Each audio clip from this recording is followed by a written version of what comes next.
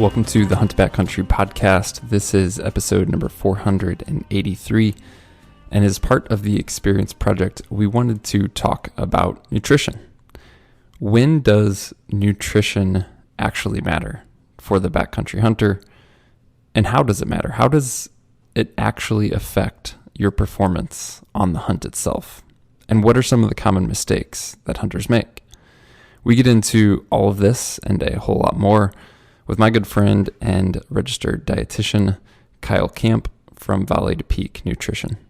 If you are new to the podcast, you may be new to Kyle, but if you're a longtime listener, you've heard him on our show before. But we cover some new ground in this conversation. And specifically in this conversation, we wanted to keep things very practical and approachable. We don't necessarily get into the weeds. We don't discuss dogma. We just wanted to take a very tactful look at nutrition for backcountry hunting and understand when, why, and how it matters.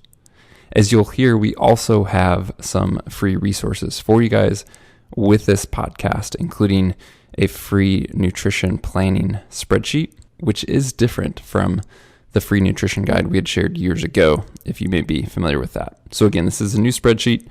It's a great template to start planning food for your hunts.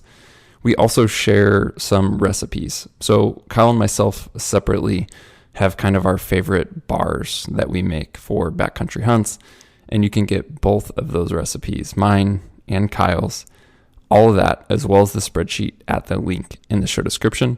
So be sure to check that out. Before we do dive into this episode, if you have been enjoying the podcast or the Experience Project content, it would help us if you share it with a friend or leave a rating or review where you can. Thanks for doing that. Right now, let's get right into this conversation with Kyle.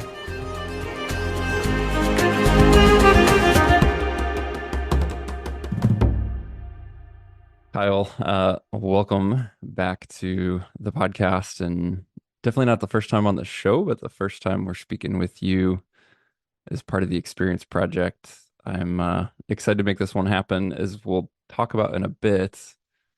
Not only are Steve and I doing these Alaska hunts, but you have an Alaska hunt this fall, and we'll get into that. But I know that even though we have like loyal listeners to the Hunt Backcountry podcast for years, some of those have also crossed over to your podcast, and you have a podcast.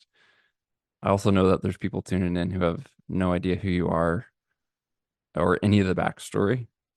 So the shortish 30,000 foot introduction for who Kyle Kamp is and all that. You know me so well to preface it by saying shortest. Like that was a very specific call out to me because I could be long-winded. 30-foot overview.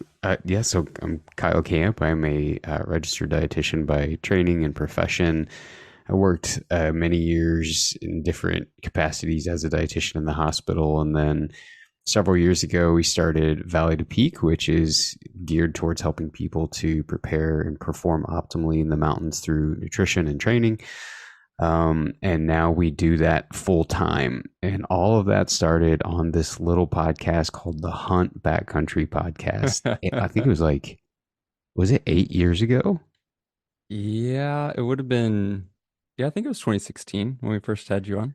I think it was 8 years ago. And, we had recorded that podcast in the fall, and I don't think anyone really knows this.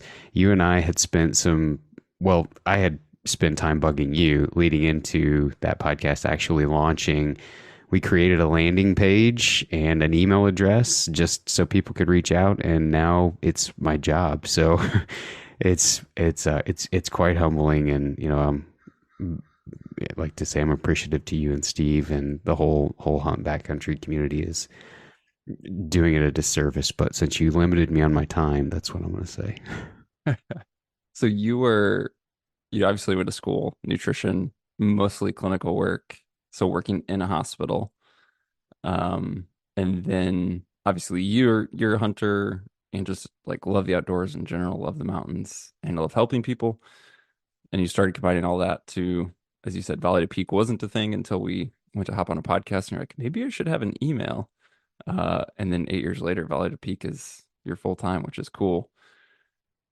So we are going to talk today about nutrition for the hunt and what matters and what doesn't. We can totally cross over into some everyday like life nutrition as well. Um, but let's start here. When does nutrition actually matter for the hunter? Because we have people who are listening who love this topic. They love getting into the weeds. They love following, what's hot, what's current, like dissecting the nerdery. And then we have people who are like, oh, none of this matters. Like, it's just a hunt. You're overplaying this. I can put anything in my pack and go hunting, which is true to an extent, but has limitations. So, Hmm. yeah, let's just like, at what point does nutrition actually matter or help you or hurt you? I think the 30-foot view answer to that is the longer and more and the longer and the more aggressive the hunt, the higher the intensity of the hunt, the more involved the hunt, the more that it's going to matter. So if you are going out for the day, you're right. You can probably throw just about anything in your pack and you'll be quote unquote okay. But as you start to get into, call it 5, 7, 10 plus days in the field, it starts to matter quite a bit more. And, I think we'll probably spend a majority of the podcast diving into why. But I think if you were just going to give a really simple answer, I would say, the longer the hunt in duration and or the more physical the nature of the hunt, the more it's going to play a big role in how you feel. Hmm. What about, okay, I know there is no black and white answer to this, but to put something between a guy going out for a day, yeah, it probably doesn't matter at all, and a guy going out for 5+ days is definitely beginning to matter. Oh, the weekend warrior, who's literally, maybe taking off early Friday, heading to the mountains for a weekend, coming back Sunday night, 2, 3 days. Do you think there's much potential gain or harm to like having a strategy on nutrition?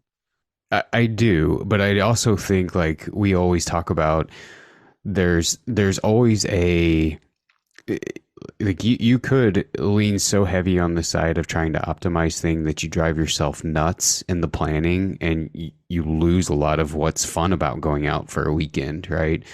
But so we always say there's a difference between what's optimal and practical. But the difference between a guy going out in a day and a guy going out in day 5 is, like when you and Steve had Ben Reynolds on, and you talked about the mentality of a sheep hunt, you spent a vast majority of that opening podcast just talking about knowledge, right? Hmm. Just the things that are good to know going into the field. It didn't have anything to do about equipment. It didn't have anything to do about even training, nutrition, nothing like that. But I think it applies to nutrition in the same way, because when you have a baseline knowledge of the different nutrients that provide fuel to the body, you can adjust those nutrients to meet the need. So if it's a really demanding hunt, but you don't have enough fuel, by the time you get to day 4, you've spent the previous day or two tapping into reserves. So you hear, a bull in September that's deep in a canyon or really far away. You would like to go. Maybe you still go, but it takes you so long to go because you've spent your energy from having inadequate daily fuel that by the time you get there, he's moved on, or he's shut up, or it's hot, or it's midday, or a storm's rolled through and the wind change, whatever the scenario is, where it doesn't provide you the opportunity to go. And you open this by saying a lot of people have said, well, it doesn't really matter. I've gone on hunts before and just thrown stuff in and been okay. I would say that that's a lot of people probably have experienced that. But the question that I always have for people is, imagine if you took a little bit of time and planned it. Could you do even better? Could you go 7 full days without a day or a morning off? Could you go a full 10 days? There's always that mix of optimal and practical, and trying to find the balance between the two, because you're right, you can lean so far on optimal that you're obsessing over details that really don't matter, and it sucks the fun out of it for a lot of people. but you can also rely so far on practical that you wind up with a couple granola bars and a dehydrated meal and don't have enough energy to get, to continue the same level of intensity on day 3, 4, and 5 as you had on day 1. Yeah, makes sense. So we're going to get to planning. We're going to get to the what to do, like and some advice, but we also want to try and keep this simple and not lost in the weeds. As a precursor to all that, I kind of want to start with what not to do. And what I mean is what mistakes, I don't want to say can people make, but do people make? Um, we can hit as many or go as deep as we want. Like in my head, there's a mistake of packing too few of calories or packing the wrong type of food or maybe something I've never tried and find out doesn't work for them. Like there's so many ways that mistakes can be made, but I want you to go through that because I also know that you are working day in and day out and hear the stories from people who said, I did this, it did not work, or I did this, my hunt blew up, now I need help, Kyle. So before we get into what to do, what are some examples or common mistakes that people may make? I think the number one overarching thing in all of it, number one mistake is people are too afraid to deviate from quote unquote optimal, or they get so married to a camp. Like I'll give you an example here in a minute. They get so married to a camp or a nutrition ideology or something they've read on a forum that they don't they're afraid to deviate from that, so they miss opportunity at good performance. So like for example, they're so married to low carb that they don't bring any carbs on a hunt, and therefore when intensity of that hunt is high, there's nothing there to fill that gap and that need, right? So I would say the number one thing to do, not to do, all encompassing is you have to create something that fits you. You have to create and to be able to modify some of these tips and things that you read online and allow it to fit you. The second thing is, this will probably be pretty controversial, but I would say the number one thing that most people, and like I'm drawing that statistic like anecdotally by observing different forums that I'm a part of as well as clients that we have. The number one mistake I'd say that people do is they're always planning their nutrition off of calories per ounce. Like that's the number one thing. The higher the calorie per ounce of any given food, the more of that I want in my pack. And the thinking behind that is if it has higher calories per ounce, it's going to weigh less and I can get more calories in a lighter package on a day by day hunt. And that starts to matter when it's day 10, 10-day hunt or 14-day hunt or what have you. I understand that.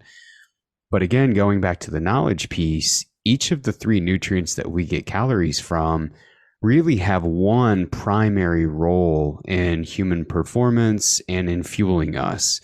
And if you don't have the right amount or the right portion of that nutrient for whatever it is that you're trying to take on, you could have all the calories in the world, but it won't necessarily fuel you in the time that it's needed. And we can go back to the reference from just a minute ago where we were saying higher intensities generally require higher carbohydrates. So if you've got a pack that's full of olive oil, you're going to struggle when the intensity gets really, really high at certain points during the hunt. So not being too married to any one camp and not going just off of calories per ounce, because you could have all the calories on the face of the planet, it's not going to necessarily ensure really great performance. The third thing I would say is not trying stuff before you go. And we've learned a lot of this through the death hike. The absolute worst time for you to try stuff is on that hunt or on that whatever it is that you're taking on, because you have no idea, number one, if you're going to like the taste of it. Number two, you don't know how it's going to sit with you at given intensities.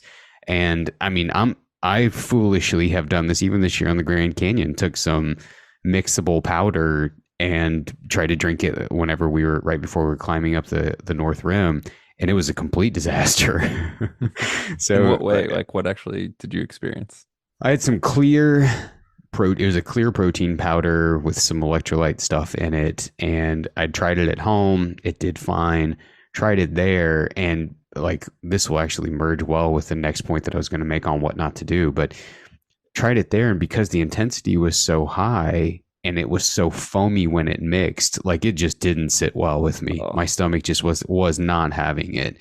And that would be, the fourth or fifth point here is there are certain nutrients that are really great at home, but do not have a place at certain points in a hunt or anything that's at higher intensity. And those tend to be higher fats, higher proteins, higher fiber. So you take like a really high fiber bar with all of these high quality nutrients and all these added, hemp hearts and psyllium husk and all these things in a really nice matte package on the bar. And you find it at your local health food store and you think, oh, this is such high quality. This has to be great fuel. And it's a disaster because some nutrients take a really long time for the gut to process. And because we don't have great digestion when output is high, you don't process those well. So a lot of times those foods sit in your stomach longer and produce a lot of gas and other unwanted things. And so, if you're going to take stuff like that, eating it at periods during the day when intensity isn't high, maybe it's in the evening or what have you, but really having an idea of how certain things sit with you so that you can plan accordingly, because it may sit well with you at home, but that doesn't necessarily mean that it's going to sit well with you when you're out. So, when you're doing training hikes or different workouts, it's a great time to trial some of this stuff just to see if it's going to sit well with you. I want to go back to what you just said about essentially digestion, food processing, and your your digestion essentially demands resources from the body to operate, to function. And when you're doing other activity, you have competing demands at that point. So like you're hiking, you're doing a tough climb, you have your cardiovascular system, your muscles, everything's working, your muscles need blood, etc. But I don't think people understand that digestion also requires those same resources of blood, for example.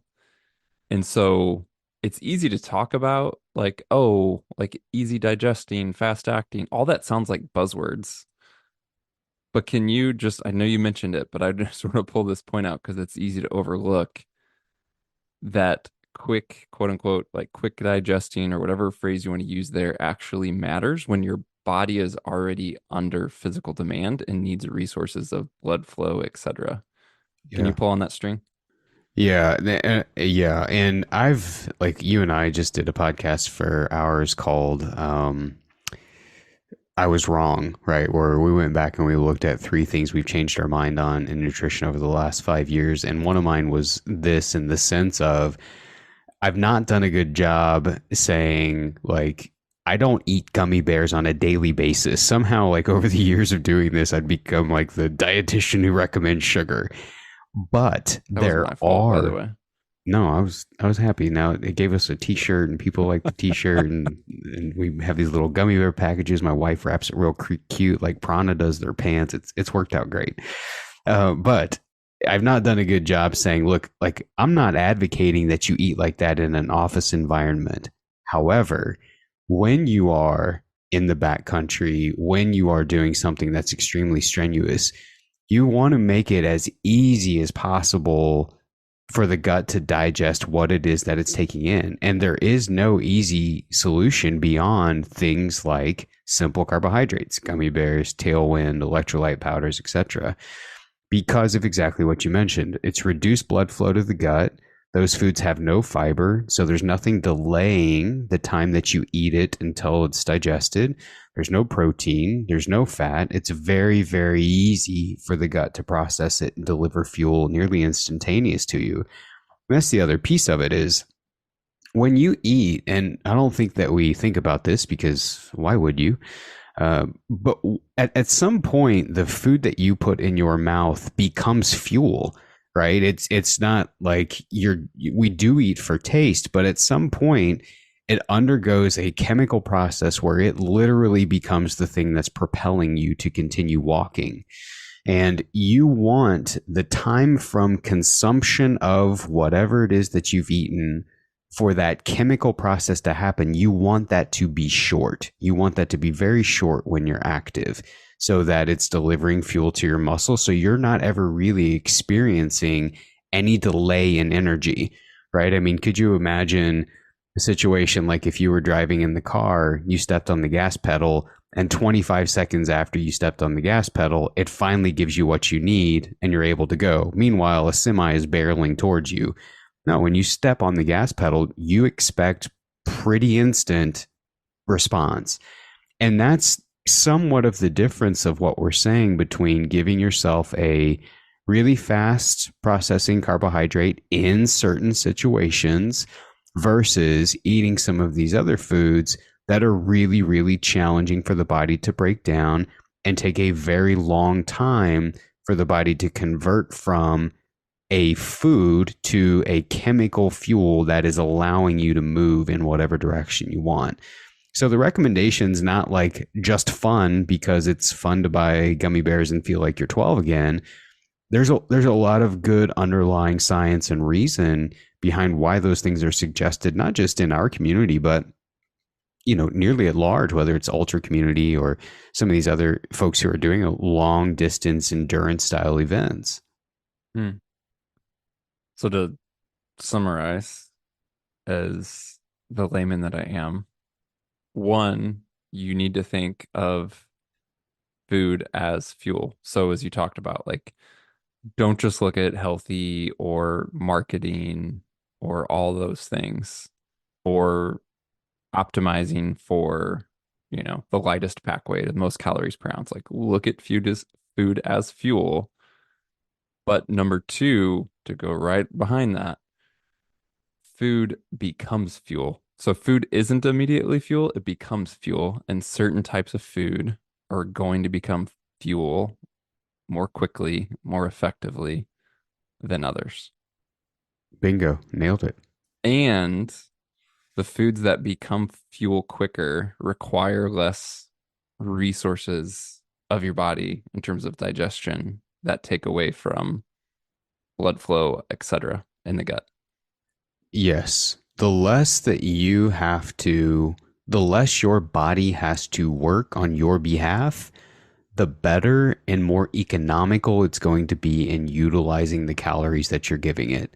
And so, like, to give you another example that may, hit closer to home for folks, in on late season hunts when it's cold, the best thing you can take is an extra canister of fuel.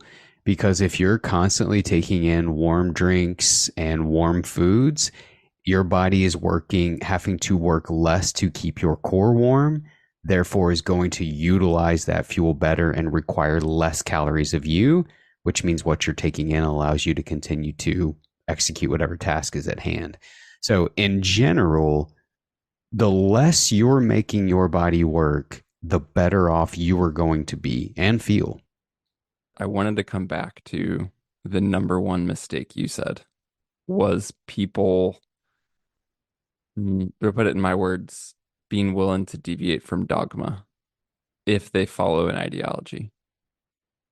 Could I, can I even pin you down? Because we've had these conversations personally. We're friends outside the podcast. Could I pin you down to having a philosophy at all? Or I guess if your answer is no, and feel free to keep this in the context of hunting, how would you explain your philosophy of nutrition, even if there doesn't exist a philosophy for it? Meaning, Mm-hmm. there's all the buzzwords. There's, keto, carnivore, paleo, go back in Mm-hmm. time. There's Atkins, there's Whole30. Like, you can name anything, right? Personally knowing you, I don't think you subscribe to any of them for what they are or known to be. But I guess if you could summarize Kyle Camp, a name may not exist and it may not be on Instagram. But what is your nutrition philosophy when it comes to performance? Mm. What would Yeah, that that's good. This is still going to probably sound diplomatic, and I don't mean for it to. This is just truly the way that I view it, and it goes back to really what I said in that as an extension of that comment. To me, we have three different nutrients that we get calories from: carbohydrates, proteins, and fats. Each of those nutrients really serve one job and one job only in the body. Now, it can get nuanced, but for the sake of simplicity, let's just say that each has one job because they really do predominantly have one role.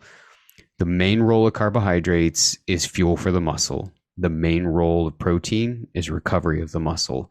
The main role of fat is the transport of nutrients and hormones throughout the body. The philosophy and what we do is you have to have an understanding of what you're getting ready to go on in terms of intensity and mileage, etc., of a hunt. When you know that, you are basically dosing each of those to fulfill the need for the hunt. So if the hunt is really intense, I eat a lot of carbs. If the hunt isn't quite as intense, I might not eat as many carbs. So I don't subscribe to any philosophy, but what I'm always trying to do is keep in mind what are the main three roles of those nutrients, and am I getting enough of each to fulfill their role throughout the course of the day? And the answer is if you are, you will perform. Not just strong on day one, but on day two, three, four, throughout the duration of the hunt. And that's that again, like when you and Ben and Steve were talking through the mental fortitude to stick through difficult hunts, and you kept coming back to knowledge. I thought it's so applicable here because if you understand nutrition and you understand the role of nutrients and you understand what you need, you can't lose. So when you understand these things, you can't lose. You mentioned the role of those macronutrients. And again, we are leaving out some nuance, but broadly, carbohydrates do something, proteins do something, fats do something. Those three things, carbohydrates, proteins, and fats, those are the macronutrients. You said it clearly, but just to go back to it so it's in our heads, can you say one more time again what those things' primary role is, each one of them? Yeah. So carbohydrates predominant role is fuel to the muscle. Protein's predominant role is recovery of the muscle. And then fat's predominant role is the transport of hormones and nutrients. What do you mean? So, real quick on fats. When you say Mm-hmm. nutrients, to Mm-hmm. me, I know you mean something specific. I also hear that somewhat generically, and I'm thinking like the listener, what does nutrients mean? Specifically fat soluble vitamins, right? Okay. So vitamins A, D, E, and K, like the way that I look at it is almost like luggage riding on top of a car. They have to have something for transport. And the same with hormones. Like, testosterone's gained a massive spotlight over the last several years, especially for men that are probably in the age and demographic that listen to the podcast. There has to be something that transport hormones throughout our body, a variety of different ones. And fat's predominant job is that. Now, like what most people on the podcast have probably most often heard of dietary fat mentioned within is in the context of it being a fuel source. And it can be, but again, like for the sake of simplicity, if we're looking at their main primary role, those would be the three roles. Let's talk more about those and a formula, a prescription, some guidelines for what those are. You talked about the intensity of the hunt can dictate that. Before we get to that, do we start with, and all this leads us into a very simple but incredibly helpful tool that you have that we will link to from this podcast to do a basic backcountry nutrition calculator. I'm looking at it right now. I can enter my body weight. It's going to give me some categories for the hunt or whatever activity I'm going into. Is it easy? Is it medium? Is it hard? It's going to give me total calorie ranges and then percentages of like carbs, proteins, fats. But let's start with total calories. The composition of it matters. We'll get to that. You said that. But roughly, what are we looking at when we talk about like I'm going into the backcountry? Maybe I'm new to mountain hunting. Maybe I'm going to, I'm from Indiana and I'm going to Idaho on my first ever spring bear hunt for 6 days in the mountains. Like, am I Hmm. bringing, people talk about 2,000 calories a day all the time. Is that what I'm bringing? Or am I bringing three, four? Like, what the heck, right? Like, Yeah. Well, it's going to depend, and I think one of the like when you see the tool that we've created, you're going to have the opportunity to go between different intensities, be it easy, medium, or hard. And then we've put in there like how do you define what's easy? How do you define what's medium? How do you define what's hard? So if you have a reasonable idea of what the intensity of the hunt is, you want to base your calorie intake based off of that because a couple of reasons to think about here. Number one, it, to some degree, I don't really care how many calories I have. The only reason I want a target calorie range is so that I can then go and look at what's the composition of those calories and am I getting enough of that for the hunt. So, for example, if it's a really intense hunt, I want to know my total calorie intake so I can discern a certain percentage of those calories come from carbohydrates. I actually care more about am I getting enough carbohydrate for the intensity that I'm planning or am I too shy? And it's hard to know that without knowing your total need. So I think that number one is the most important because there will be a lot of people who think they've got an idea of how many calories they need, but you look at the constituents of the calories and you're like, well, that's a mess unless you're riding in a truck. Like there's a difference in the composition of that. The second piece that I would say is you're going to base it off of body weight, and there's a couple of things to think about here. If you're at a weight that you feel comfortable at, if you're at a weight that you've been at most of your adult life, if you're whatever, you can base it off of that. If you're lower than you typically want to be, or for whatever reason you feel like you're not getting quite enough, then you would want to raise that weight up to what you feel comfortable at. And likewise, if you're a lot over your comfortable weight, you would want to reduce that. So for example, 15 years ago, I weighed 270 pounds. I currently weigh 145. I would not want to dose that on 270 because that is accounting for not just lean muscle tissue, which is one of the main things that you're trying to fuel on a hunt. It's counting for lots of excess pounds of extra fat that I am not trying to fuel or feed, right? If I were to put that calculation in, I'm 5'6".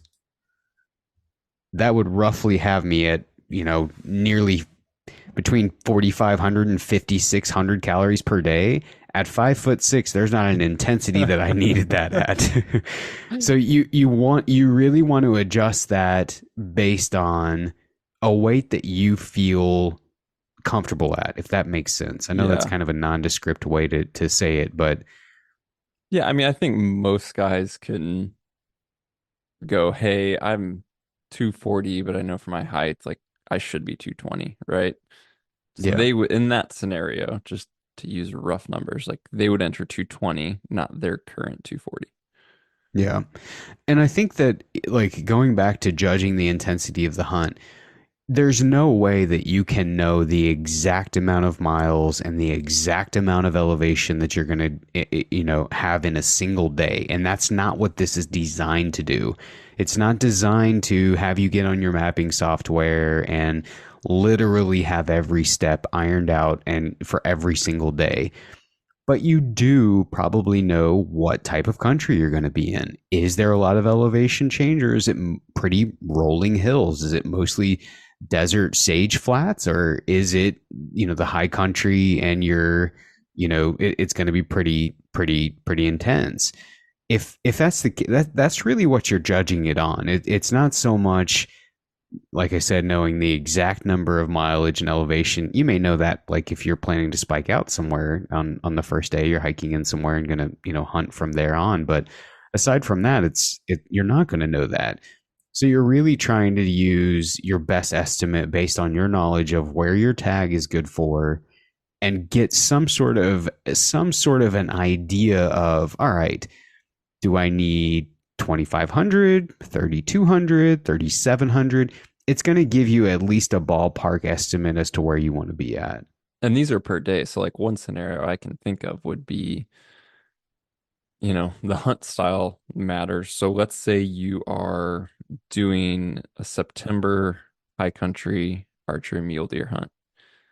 You may know this first day is going to be a butt kicker. I have to go in 8 miles and gain, whatever, 5,000 feet of elevation. That's a hard day. But you also know likely that once you're up there, you could spend 3 days glassing and moving pretty minimally. And then whether you're coming out with a buck or not, you also have a hard hike out. So I don't want people to hear this and think they can't plan the hunt with different days and strategies. And this goes how you pack your food, right? Something Steve and I have said a lot is have a bag per day.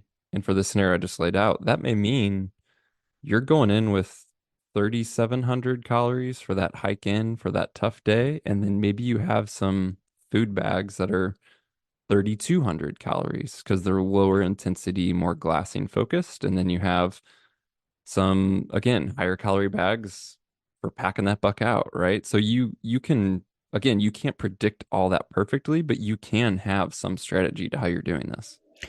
Yeah, and in there, you'll see that you can toggle. There's five template days.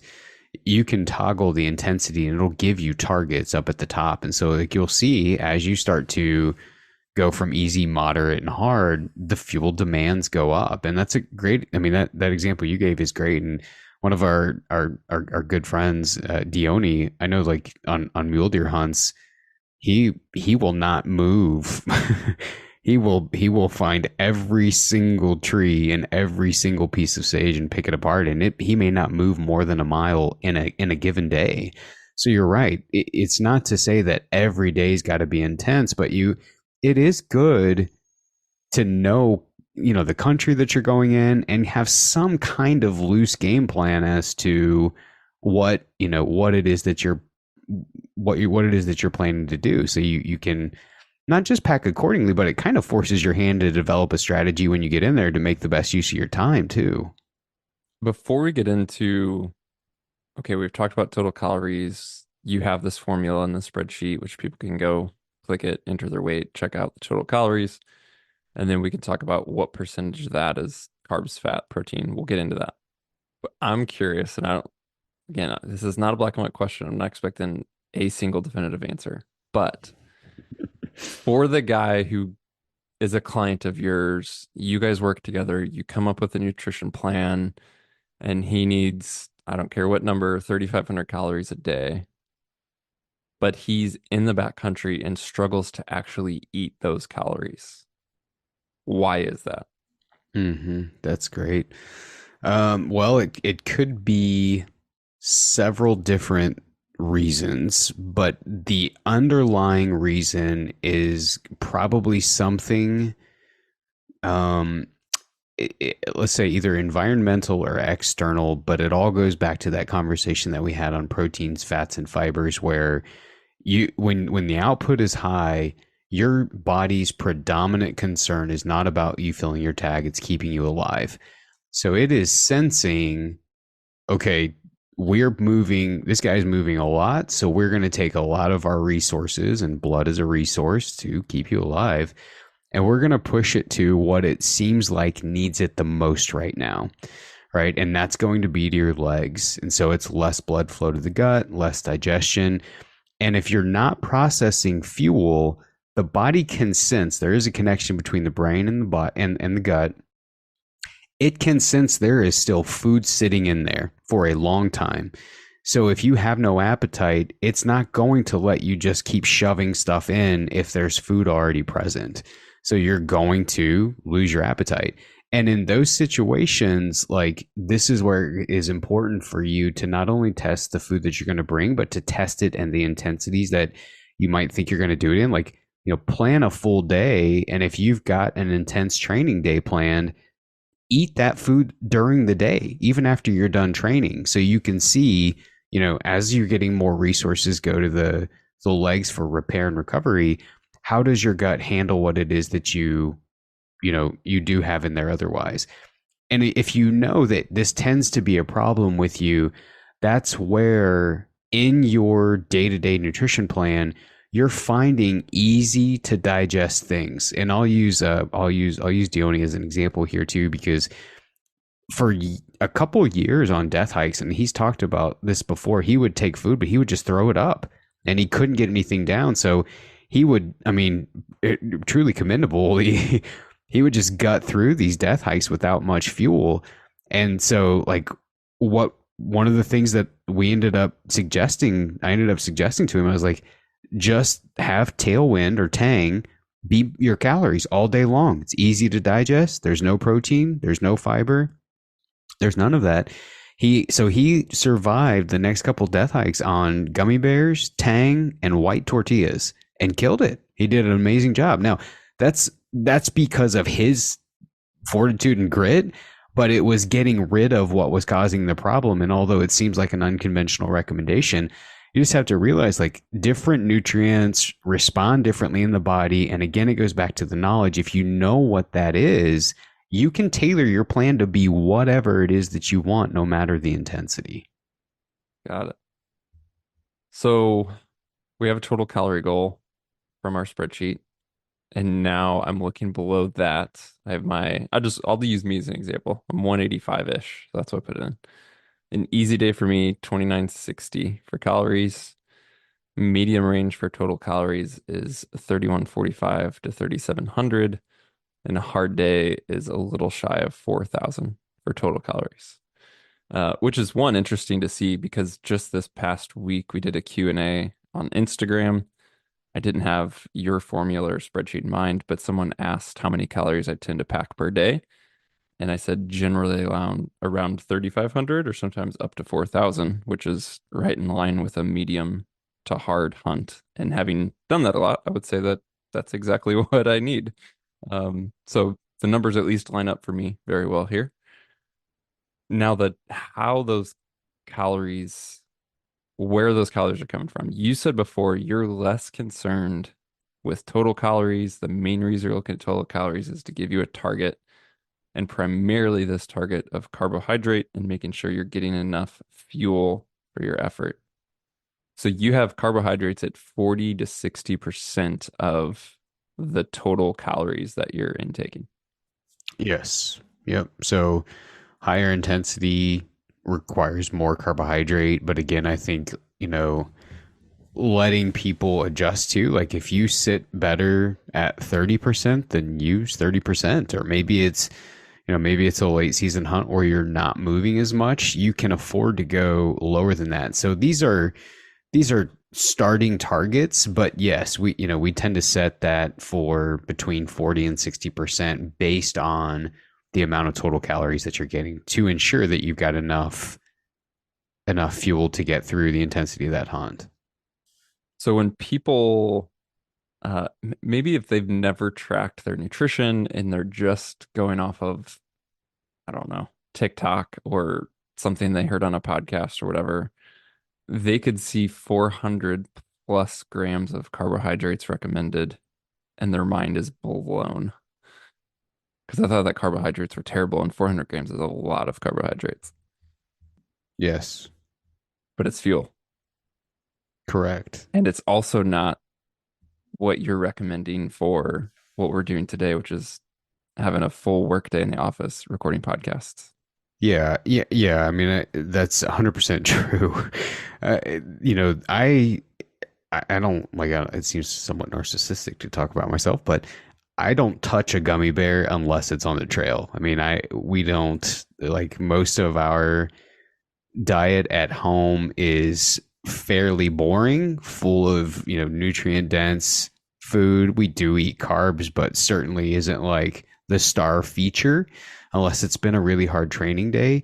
But yes, the recommendation for these 400 grams is like if you take elk season, if you take September elk season, and for anyone who's hunted out in the West during that knows this, and if you've not, you will find it out. It is a long, long day in September from the point the sun starts to come up when you're hiking in until the sun sets. And if you're approaching elk hunting, the right way, you're moving a lot, you're hiking a lot, you're chasing elk, you're looking for, different, that's a lot of movement in a long period of time. And the muscle cell works in a case, it's like a reservoir. It's constantly draining. Anytime you're moving, it is using fuel, and that gauge on that reservoir is going down. Unless you eat, it's not going to come back up. So you'll often hear people talk about hitting the wall or bonking or whatever.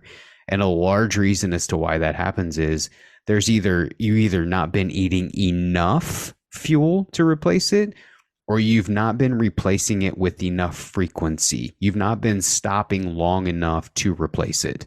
Right. And so that what we always say, like we simplify it by saying you've got to pay attention to both totals, which is enough, and timing, frequency, to make sure that you avoid hitting the wall. So if you think about, a September day being 14, 15 hours, and you take those 400 grams and you divide it among, let's say 5, 6 times that you're eating or drinking something, because remember, an electrolyte drink can constitute a portion of that carbohydrate recommendation. If you're eating, or drinking 5, 6 times in a day, and you break that down, that's not that much carbs at each quote unquote feeding. Now, you go to a late season hunt when daylight is, very minimal. You don't need, not only are you maybe not moving as far, maybe you're driving around glassing, even trying to find elk, or you're in a side by side or whatever, you're not moving as much. Daylight hours are less. The energy demands are less. Carbohydrate intake can afford to be a lot lower in those situations. Yeah, I think that six times a day, just thinking of like what my average day looks like is at least what I do. Yeah, I mean, part of me started doing this out of practicality of basically I have a dinner, like a freeze-dried meal, whatever. Outside of that, man, almost everything is like smaller portioned more frequently. And that in most hunts even goes to breakfast. Like sometimes I just don't like I want to get up and get moving, hiking, chasing bugles. I don't want to sit there and cook something. So a lot of times even my breakfast is fairly small, pretty quick.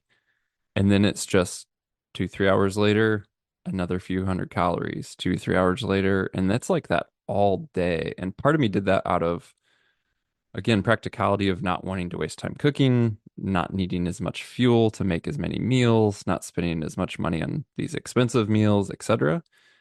But I think I've also realized that from a performance perspective, that's actually a great way to just like have a consistent energy through these long days of running through the mountains. Yeah, 100%. Like the way that I envision it in my head is you want there to be like an eyedropper of nutrients constantly dripping nutrients on the muscle all day long.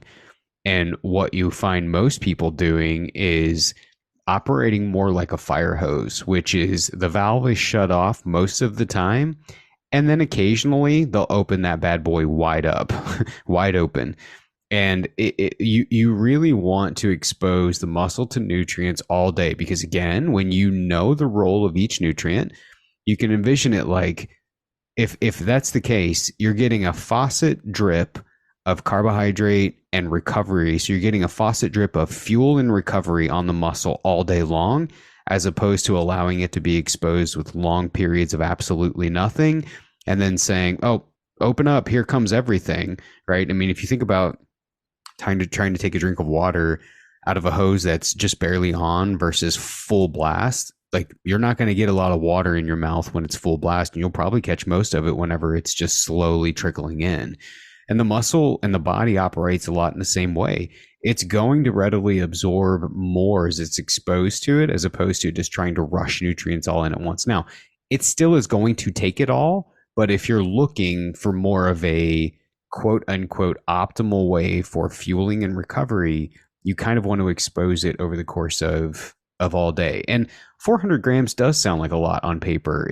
It does, but like the DIY bars that you and I have both made and you've talked about, those are 60 grams a bar and they're not that big, And so if you stop for 10 minutes, and I don't know about you guys, but in September, it seems like if I want to make something happen after nothing's been happening, I just sit down. It's like if I sit down and, kind of open my pack and I'm just like taking in the scenery, eating a bar, sure enough, I start hearing bugles, Yeah. And so even if you like, we're not saying sit down to 6 gourmet meals over candlelight and Kenny G. These are snacks. Like you're just taking small things in regularly over the course of the day while you're moving, and you'll meet those demands pretty fast, pretty easy. We could talk more about carbs. Let's move on to protein. Again, if I think widely spouted numbers with no nuance, I see protein numbers recommended online all the time of 1 gram per pound of body weight. It's actually more frequently lean body mass, but people ignore that part and tend to say body weight. And so I'm thinking, okay, well, I entered 185 pounds on this calculator. Why is it not showing me close to 185 grams of proteins on your calculation? It's so funny to me. You and I are friends, so I think I can say this. It's so funny to me when we get on these and you say, like, me as a layman. I'm like, you're not a layman. You understand this probably better than some dietitians do. I don't think so. The reason it's not 185 is for a couple of different reasons. The reason I don't dose it at 1 gram per pound. Number one, there's a massive difference between the dose needed to recover a muscle and grow one, right? So when I'm in the backcountry, I am not trying to contest prep for a bodybuilding physique show. I am simply trying to get in enough protein to meet the threshold that allows me to recover. That's less than these maximal amounts, right? And so like the phrase that we use all of the time is when boiling water is boiling, it doesn't get more boiled the longer you leave it on the stove. It's there. There's nothing more to be gained by continuing to leave it on the hot burner it's boiled, it's done. When the threshold is met, the threshold is met. Number two, practically speaking, unless you've got a base camp or you're constantly driving around in a truck with a cooler in the back, getting protein in the backcountry is extremely difficult. So if you have, a guy who's 210 pounds, 210 grams of protein in, like unless you're just putting in dry shots of protein powder, it's going to be extremely hard to meet from a practical standpoint. So you're trying to find practical, like what are some ways that I can get protein in the backcountry and meet my minimum threshold so I can recover. I can worry all year about growing these gigantic muscles that impress my wife, where I've got chicken and elk galore at home and eggs till I can't breathe. But I don't care about that as much whenever I'm out on a hunt. I simply want to meet the threshold to recover the muscle so that tomorrow can be as good as it was today, the following day can be as good as it was the previous day, etc. So the dose tends to be lower in our calculation because of those two main reasons. One, recovery. Two, practicality. And if you did this minimum, it may sound small, especially to the gym bro, but he's not gonna quote unquote lose his gains. He's not, no, because part of losing gains is training or not training, and then the other is nutrition. And again, like what we've always talked about within our program is you have to view things on a triangle. And on the end of those triangle are three different things. One is general everyday maintenance of weight, physique, performance, etc. One is building a muscle, and then one is peak performance for endurance. When you're on a hunt, I don't care about building my muscle. If I'm on a 7-day hunt, you are not going to lose that much muscle so that when you get back, you can't, pick up right where you left off. So we have all of these dogmas in our mind, and we're picturing going from, you know, being this guy who's put on so much muscle and worked so hard for this, to then coming back and looking like that small kid in glasses on the Little Giants. And it's like that's not reality. You are not losing that much, if any, mass, strength, etc., in a 7-day period of time. And the body is so smart that if you get home, you re-engage in your training program, any amount you did lose, which is probably none, will come back easily. So you have to prioritize stuff based on what it is that you want. The same is true of any training, though, right? I mean, you guys talked about this a little bit whenever you had you didn't have Steve House on. You had who's his counterpart? Scott Johnson. You had Scott on, and you talked about this. You're like, there's limited amount of time. I can either invest that building my endurance, or I can invest that having big pecs. Well, big pecs don't really help me in the Grand Canyon, rim to rim to rim. So I'm going to prioritize my endurance. Now, when the Grand Canyon or whatever endurance event is over, great. Maybe then I spend another 12 weeks trying to put back on mass. But you really, unless you're paid as an athlete, you really can't be a jack of all trades. So yeah, you have to pick and prioritize what's most important, and specificity is king. Like we've all learned that. He said that in the podcast, and he's 100% right. The same is true here. You're active, you're moving.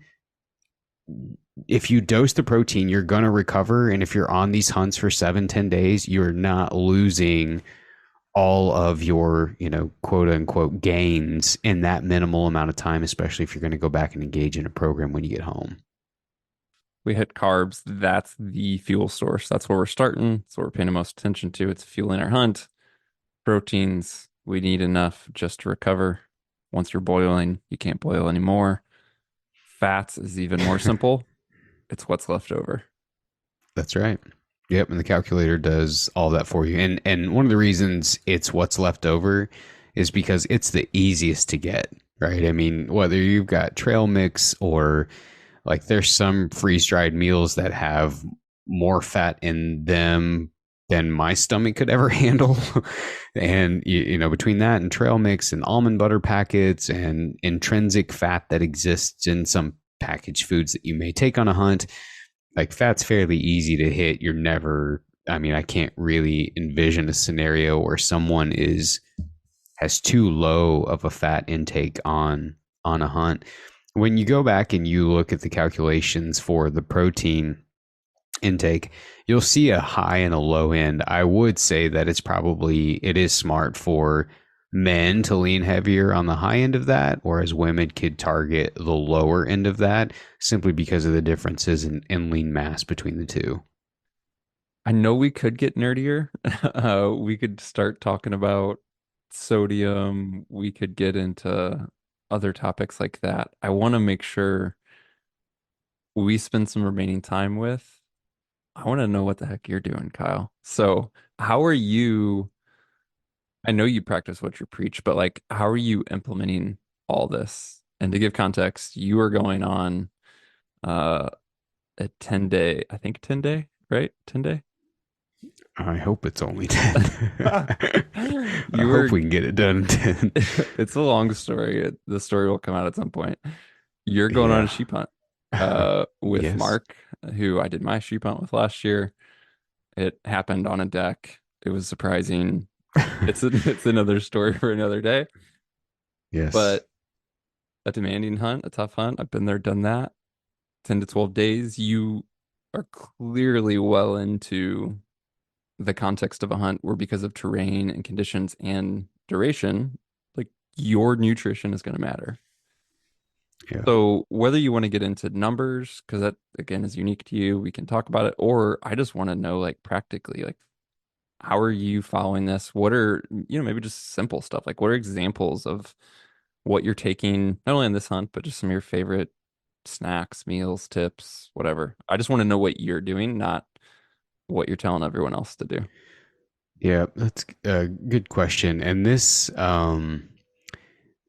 was probably harder for me to set up and figure out for myself than any other because it is a hike in. It's a fairly good hike in.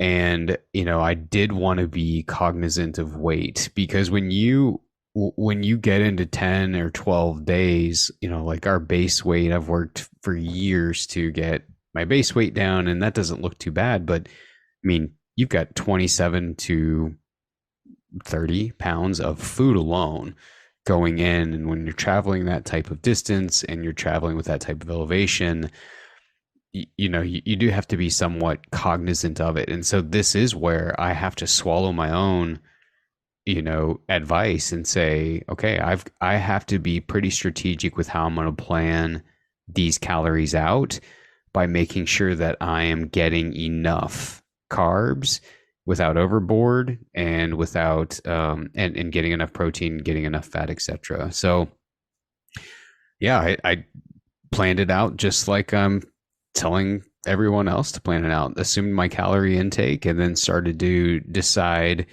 what I wanted to take for breakfast and the snacks throughout the course of the day and then dinners. And I would say too, like that's one of the first places I start is I think about practically what do I want? What sounds good to me, right? Because if I know that, I can simply mess with the dosage. I can simply mess with the portion sizes and get the nutrients that I need. Whereas if I'm strictly going off of calories per ounce or I'm strictly going off of, what food has the best protein ratios and I don't really like it, it's a disaster by the time that you're back there. So I almost always start with what do I want to take? What do I like to eat? What do I look forward to eating? And then try to decide, all right, based on that, how much of these foods do I need to meet the actual demand that I want? So yeah, I tease it out that way. But I like in the mornings, usually I'll do some sort of a breakfast, and because protein's so tough to get into the backcountry, I almost always add something with protein powder. So whether it's a granola mix in the morning or an oats or something like that, that's what I'll take for breakfast. And then it honestly looks a lot like the template that you have from your sheep hunt last year. So a lot of the more basic stuff. Now, the one thing that's different about this is different than what I'll do like whenever we're hunting in Idaho is in Idaho I do like to sit down and have some kind of a lunch. It's not really it may not be a sandwich or something, but it's generally more of a formidable lunch if that makes sense, right? So it may just be like a tortilla with salami and cheese and a little package of Fritos and a fun size Snickers. It looks more like a Lunchable. This I couldn't do that as much on because of pack space. So I did kind of do the snacks all day. So you just want me to run through it? Yeah, that'd be great. Yeah. Just I'm sure people just hearing ideas is helpful. Yep. So the morning breakfast is either going to be like a granola mix combination of stuff. It's your recipe actually, so it's on. I think it's on your sheep template, It isn't it? is. Yeah, I can leave a link to it. The just to help people find it, I have the sheep hunting gear list and all that, and it's a Google spreadsheet. The main tab you land on at first is gear. There's a second tab at the bottom for food. And so I have, yeah, an example day of my food from that hunt, and then also this granola recipe you just mentioned. So I'll either alternate between that or like a warmer oats because that was the other piece was when you're going in that far for that many days, that much elevation, I didn't want to take 9 cans of fuel. So Hmm. for my stove, so I'm trying to think of ways, to get to have some good decent energy sources that don't require a bunch of cooking. So it'll either be that or like an oatmeal type of a mix with protein powder and fruit and some other stuff added to it. And then just snacks throughout the course of the day. Let me pull those up. So they range from, and these are like small doses. And so to give you an idea on my planning, what I do is I decide what snack it is that I want to eat, and then I am trying to figure out how much of this snack does it take to get to about 250, 300 calories, 45, 50, 60, 70 grams of carbs. And then I will dose that accordingly. So peanut butter filled pretzels, those small salami, like they're like you call them Landjager sticks. They're similar to that, but kind of these smaller pieces of salami and jerky. Peanut butter crackers, trail mixes, no bake bars, which are actually I've got some of the bars that from your recipe. And then I've got some of the bars from our recipe, which is we call them Audrey bars, named after one of our friends who gave us the recipe. Trail mix, payday bar, and then freeze dried dinners, lots of coffee, and some electrolyte powder. Pretty simple at the end of the day. Really simple, yeah. Yeah, that's, I think, the biggest takeaway I wanted to have from this podcast. Again, if you guys haven't pulled up this Backcountry Nutrition Calculator, this may sound complex. We've talked numbers and percentages and whatever. If you pull this tool up and enter your body weight, it could not be more simple. And then if you just start to do some very basic planning, and I love your tip, Kyle, on start with what sounds good, start with what you want, and then just look at portion and dosing to meet those ranges. Because I've made those mistakes in the past of trying to start with the ideal and trying to fit that perfectly and choosing foods because it fit numbers, not because it sounded good. And then get to day 2, 3, 4, 5, 7 on a hunt, and none of that food is appetizing, and I have to choke it down or not choke it down, and they don't have enough calories. And I was just realizing this. I was just yesterday working on food bags for our caribou hunt, and most of the things I was putting in each day's food bag, as I was putting it in there, I was like, oh man, that sounds so good. Like, I can't wait to eat that. Yeah. But going back to your point about gummy bears, I don't eat them day to day. And part of that is like nutrition, but part of that is it's honestly easier for me to go enjoy those foods on a hunt because they feel like a treat. And I don't mean that from like they're junk food. I just mean I'm not eating these things day to day, but I enjoy them. And then because I somewhat reserve them for the hunt, like they just flat out always sound good. And it makes it really easy to go. I have some very basic structure around the amount of calories I have, what type of calories I have, and it's all comprised of food I want to eat. And the only thing I think about when I'm out there eating is, oh, this is sweet. This is gonna be great. Like, I don't have to choke anything down. I'm not worried. I'm not thinking, is it enough or is it too much? I just eat my daily food bag, enjoy it, and I'm more focused on the hunt, not on the food. Yeah, and I think too, like just a couple of little tips that I've learned in addition to that is for if I put together 10 quart size bags or gallon size bags or whatever, I might throw something extra in 3 or 4 of them, right? And that's just like a big morale booster. And sometimes it might be as simple as an extra bag of coffee. And it just is when you pull one of those out, especially if it's later in a hunt, it sounds silly or stupid, but that's a morale booster. The other thing that I'll do from time to time, depending on the hunt, is I'll have contingency bags, or Barclay might call them possibles. I'll have contingency bags for food. And what they are is like, it might just be a sandwich size Ziploc that's got a container of electrolytes, a handful of gummies, and half of a freeze dried meal. And I'll put that in there, and I'll use that in case I wind up further away from the camp than I thought. or if we end up killing something and I need something while we're quartering the elk out or whatever. So, and I do that so that I'm not burning into the next day. So if I wind up on something that is more intense than I had planned on, I've got some sort of a contingency until I get back to the rest of my food without dipping into the following day.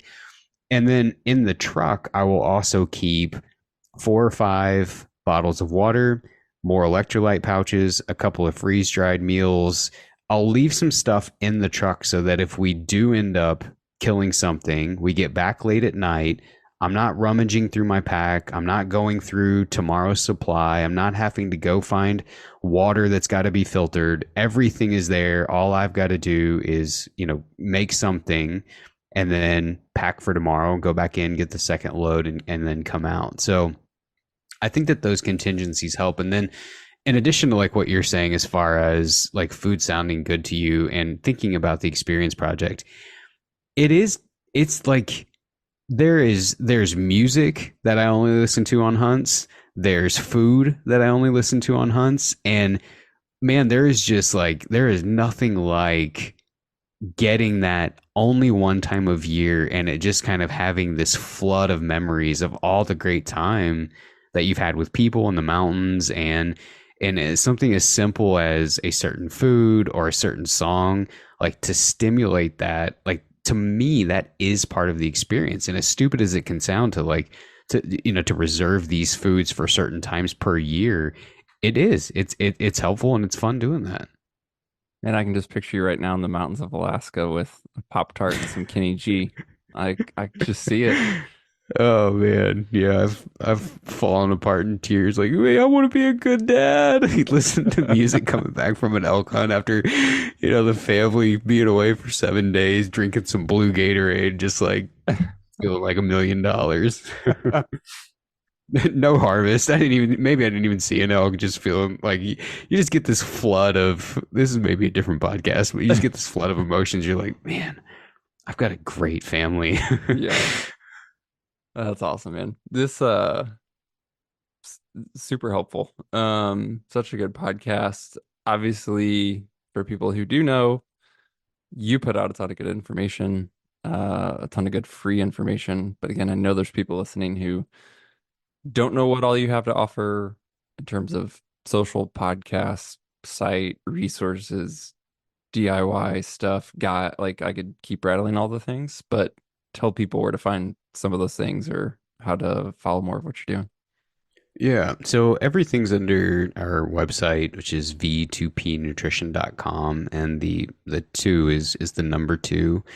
There's all sorts of stuff from, a podcast to guides that you can download to free articles and free resources, but they're all housed under there. Our podcast is the Valley to Peak Nutrition podcast, which I think is on most of the main platforms that people would use to listen to podcast episodes. And yeah, we try to give good, reliable information on topics that we feel like people are interested in, and be as helpful as we can. Well, that is a wrap. Don't forget to check out the link in the show description to get that spreadsheet, the recipes, and more information. And be sure to check out Kyle's website at v2pnutrition.com or follow him on social.